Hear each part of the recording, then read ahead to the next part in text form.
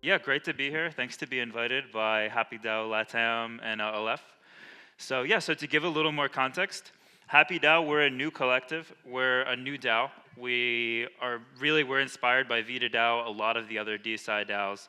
And our goal is to democratize development of new psychiatric medicines, in particular for anxiety and depression, and really in regard to the ongoing mental health crisis.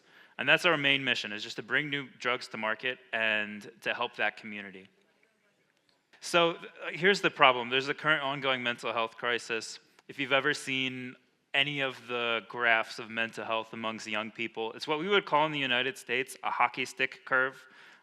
It's perhaps not exponential, but it's a very troubling trend, especially amongst young people, amongst other groups. There's problems, especially with loneliness amongst older people. But it's very strange, though, because we have one of the largest pharmaceutical industries in the world, but we have something called Irum's Law, where the more spending we have on pharmaceutical R&D, the fewer results we tend to get. And increasingly, a lot of larger pharmaceutical companies are not as interested in bringing new drugs to market. And a lot of the drugs that do exist, for instance, your first generation antidepressants, second generation antidepressants like SSRIs, a lot of medications for PTSD, anxiety. There's a huge gap between the needs of patients as they currently are and what many pharmaceutical companies are working on now, really due to the difficulties in getting a lot of these drugs to market and the profitability incentives of their model. So we do believe, nonetheless, we're at an inflection point where things are starting to change. So, I mean, unfortunately, there's millions of people with mental health issues as the world exists right now. But nonetheless, there's a new movement towards precision psychiatry. So you might have heard before of precision oncology, precision X for medicine. So we believe essentially that going after, in the long term, this precision psychiatry model where we're bringing new drugs to market that oftentimes will treat like a certain subtype of some disorder, and oftentimes we'll be using novel small molecule drugs that are now emerging, as this huge opportunity. And there's also a lot of growth in funding for this within, for instance, the US federal government from the NIH. Columbia University has an institute devoted towards precision psychiatry. So I guess one of the best ways we could explain our model is that there's this gap between the industry, what the pharmaceutical companies are willing to fund and build right now, and what a lot of the communities that are our stakeholders and what they need. So we see ourselves as bridging the gap where we can use the power of blockchain, the power of collective action of a large amount of people, the power of tokenized incentives to raise money to solve a lot of these issues. So what we're building now is we're building our DAO in a more traditional sense. We're going to use Aragon. It's going to be a fairly traditional DAO if you're familiar with Vita DAO, others. A similar model where we're working on core groups that are going to be deal flow, etc. But we're really focusing on this aspect of precision psychiatry as our long-term goal. And in the short term, we're looking at a lot of these ways where we can bridge the gap to get there. So what we're initially looking at is how do we go from, if you can think of the model of a bicycle to a tricycle to a motorcycle to a car to a plane, to space flight, there's a lot of steps amongst getting to actually funding a lot of these new medications. So one of the models we're looking at is we're looking at using distributed autonomous companies, which would be companies wholly owned by Happy DAO.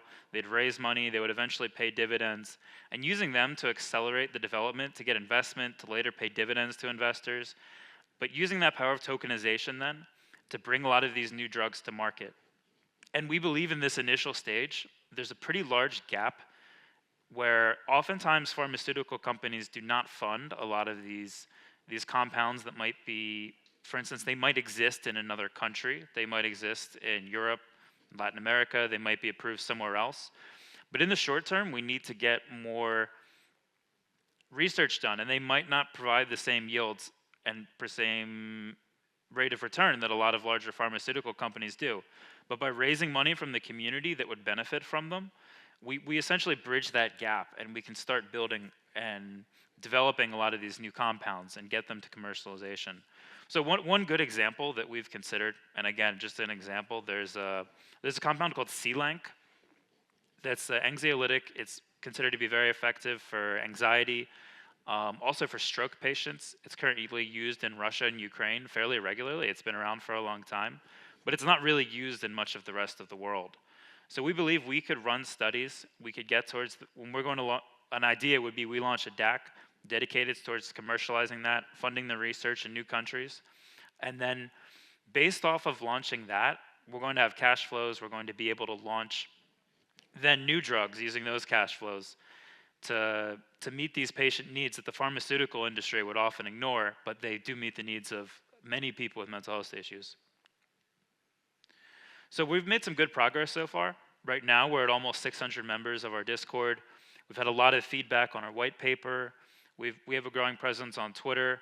So we're at this stage now where we have a small but growing community. People are interested. And what we're looking to do now is really to take that community, to grow it, to have the best researchers possible interested in psychiatry, precision psychiatry, that align with our mission, to get a lot of patients that align with our mission, people from the pharmaceutical industry, people with experience at DeSci, and really grow that community so when we launch a token, we're able to do a great raise, and we're immediately able to just start deploying capital into a lot of these new drugs that we want to bring to market.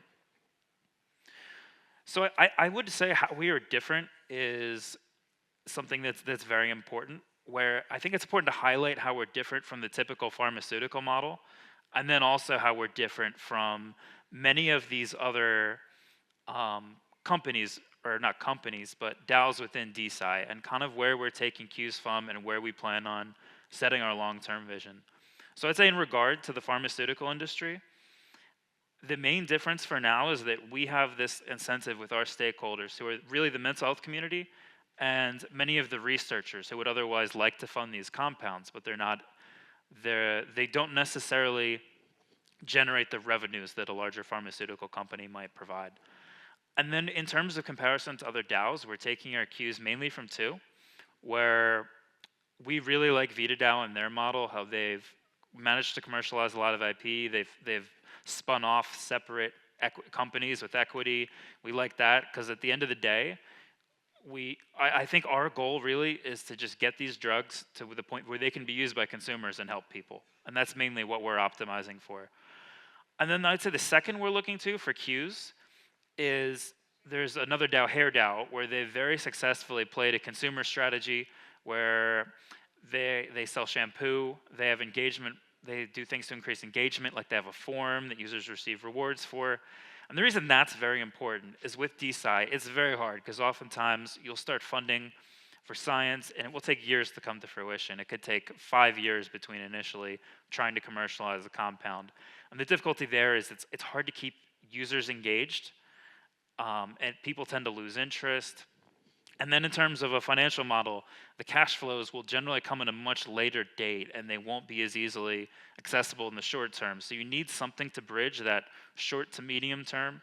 And the way we see ourselves doing it is this initial model where in the short term, we're going to look at these consumer incentives. We've considered essentially just providing good curation of information within the scientific community, having things like newsletters, et cetera, to have short-term cash flows and engagement.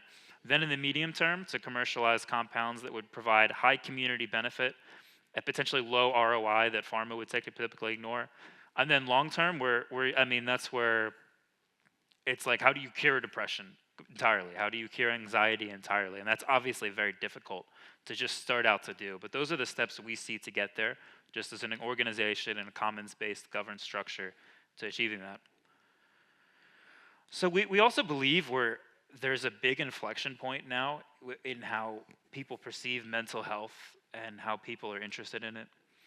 So there's a big trend now towards precision psychiatry from the scientific community. Biohacking is growing as a movement, and in my opinion has changed a lot over the past 10 years. It's a lot less ad hoc and bro science, and there's a lot more people like Andrew Huberman. You might be familiar with Brian Johnson. And there's a lot more serious scientific investigation into this, and a lot more people are taking their health into their own hands, but they also are interested in doing so scientifically. And then the overall movement of DeSci, it's small, it hasn't grown to the heights of other aspects of crypto in terms of market capitalizations, in terms of overall interest in the industry. I don't know if we necessarily think that's a bad thing. Because we're looking to do this seriously, we're looking to seriously help people, bring new drugs to market, and we think with some of these better incentives, looking at some of the commercialization aspects HairDAO has done, we can essentially unite those things and start having these communities really bring drugs that benefit people a lot more quickly. There's also a matter of timing.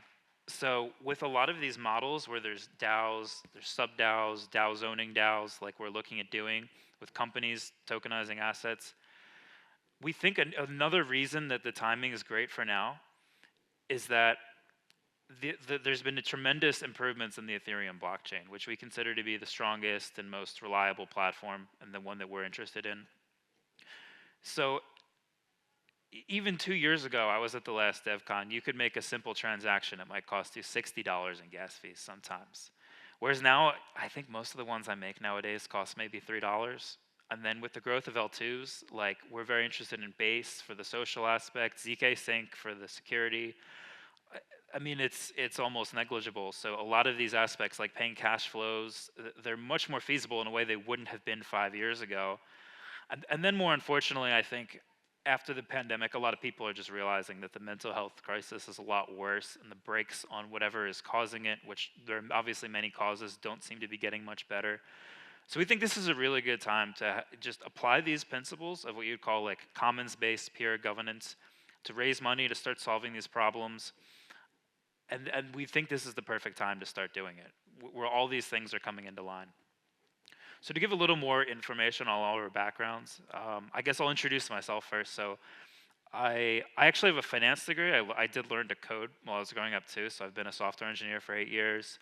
I did a lot of work for the NIH, National Cancer Institute, with productizing mobile health platforms. Also worked as a contractor for DARPA, also for the Department of Defense, generally with a lot of social media analytics, big data, graph analysis, programs like that.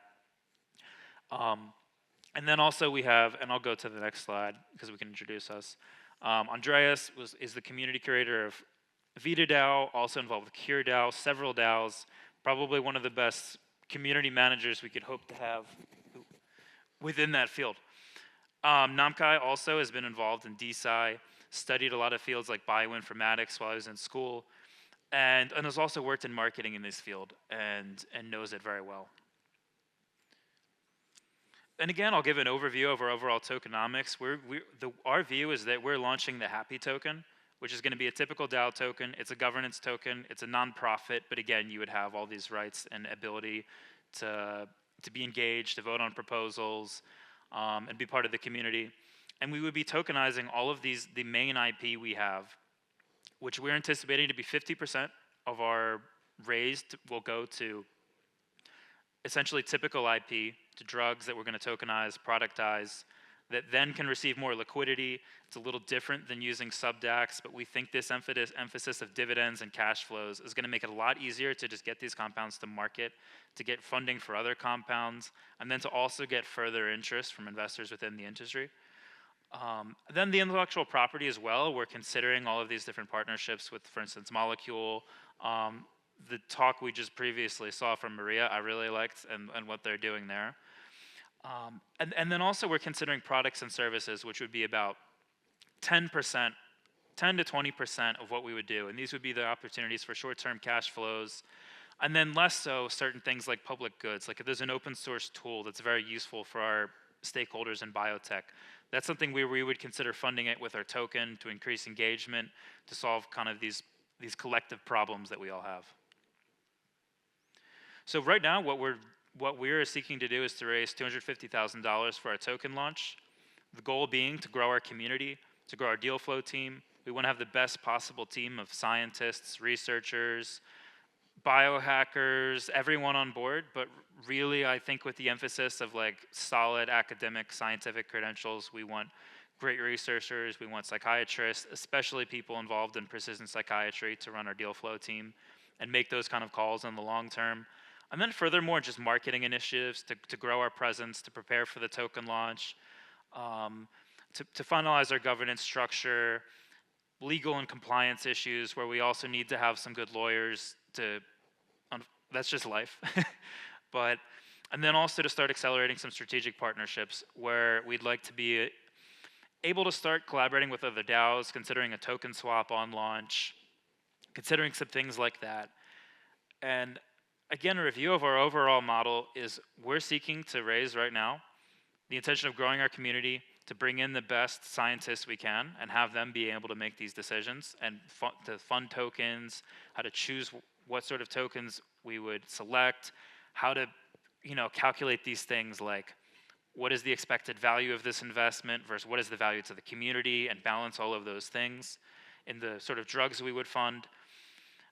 And then from there, just to keep working that flywheel where once we've monetized these tokens, they come back into the DAO.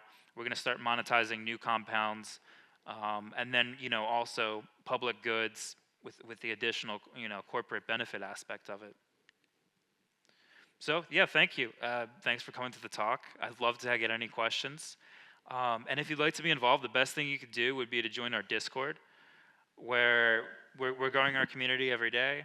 We'd love to have anyone input. With your biohacker, you're a scientist, you have depression, we'd like to help you with that. So thank you very much.